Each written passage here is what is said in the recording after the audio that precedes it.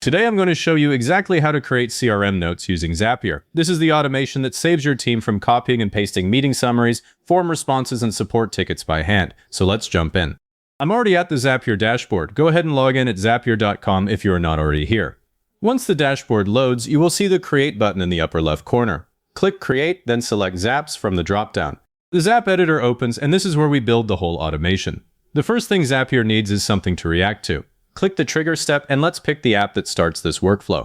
You might be pulling from a form like Typeform, Google Forms, or Jotform, or from a scheduling tool like Calendly, or maybe straight from Gmail or Slack. I am going to use Calendly for this one because Meeting Booked is the most common trigger I see for CRM notes. Type it in, select your app, then choose the trigger event. For Calendly, that is invitee created. Click Continue, connect your account if you have not already, and then configure the trigger. The fields here depend on your app, but Zapier usually pulls in a few options like which event type or which form to watch. Pick the one you want and click Continue. Now we test. Click Test Trigger and Zapier will pull in a real sample event. If it comes back empty, I always keep the other app open in another tab so I can go create a test meeting or submit a dummy form real quick, come back and click Test Trigger again. Once the data loads, take a hard look at the fields it pulled. You want to see the customer name, email, meeting time, any custom questions they answered, anything you want in that note later. If a field is missing here, it will not be available downstream. A lot of people skip this check and then wonder why their note is half empty.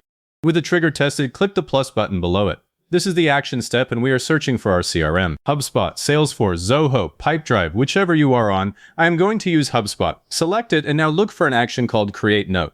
HubSpot calls it that exactly. Salesforce calls it Create Engagement. Close enough, same result. Select it and click Continue. Next, you will connect your CRM account, sign in when prompted, and grant Zapier the permissions it needs. I always watch for the scope screen here, make sure it has right access to notes and contacts, not just read. Come back to Zapier, select the connected account from the dropdown, and click Continue.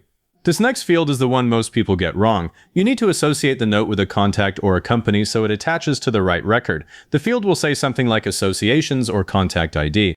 You cannot skip this. Map in the email address from your trigger step. Zapier will use that to look up the matching contact in the CRM and attach the note automatically. If the contact does not exist yet, the note will fail, so before you publish, make sure your workflow either creates contacts up front or you only run this for existing ones. Now the note content, the main body field is where you build the actual note. I clean this up so it reads like a real note, not a data dump. Start with a line like meeting summary, then use the dynamic fields you tested earlier. Customer : then the full name field. Company : then the company name if you captured it. Then discussion : and map in the meeting summary or the full form response. Next steps : map in whatever notes or custom field the person filled out. Finally date : and the event date. Look at the preview as you build it. You want clear line breaks and labels so someone scrolling through old CRM notes can scan it fast. Before we test, one quick trap. Some CRMs, especially HubSpot, have a note visibility setting on this action step. If you want the note visible to everyone on the record, leave it open. If these are internal sales notes, restrict it here. Go ahead and set that now. Click Test Step. Zapier sends the note over, give it a beat, then switch to your CRM, pull up the test contact, and verify 3 things. 1. The note is actually there on the right person. 2. All the dynamic fields resolved to real text, not curly braces. 3. The formatting is readable and not one giant paragraph. If anything is off, adjust your field mappings and test again until the note looks clean. Now we are going to add one extra step that I consider essential for team workflows. Click the plus below the CRM action, search for Slack, and choose Send Channel Message. Pick the channel your sales or support team watches, and map in a message that says New CRM Note Added For, and then the contact name. This is a silent alert, no one has to go hunting for it. Test that step, confirm the message lands, and now your team is looped in. At this point, your core automation works. Click Review at the top, give the Zap a name like Calendly to HubSpot CRM Note, and hit Publish. It is live. Couple things you are going to hit in the first week. If your trigger app sends webhooks slowly or in batches, you will see delays. That is on their side, not Zapier.